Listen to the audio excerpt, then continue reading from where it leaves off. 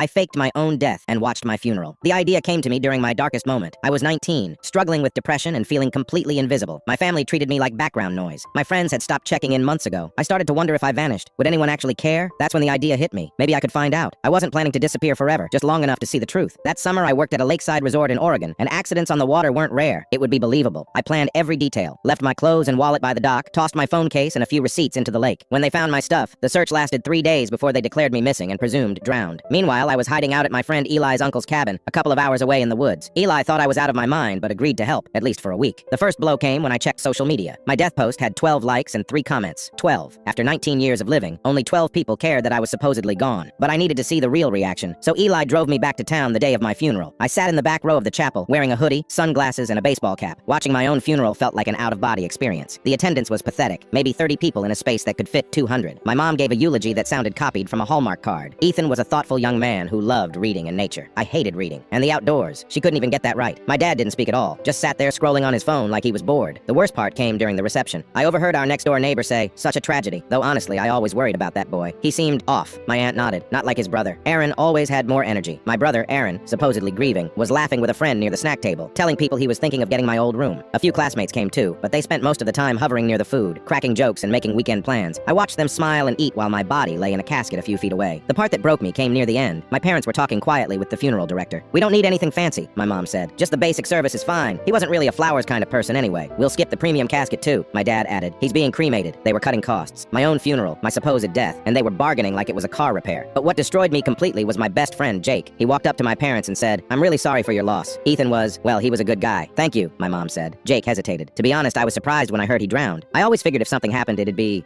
by choice. My parents just looked at each other, and my dad said quietly, "We thought about that too. Maybe this was for the best." He was struggling a lot. They weren't heartbroken. They were relieved. I sat there listening to my family and friends talk about me like I was a burden finally gone. The funeral ended, the room emptied, and for the first time I realized something worse than dying. Living your whole life, and still being invisible enough that even your death feels like a favor.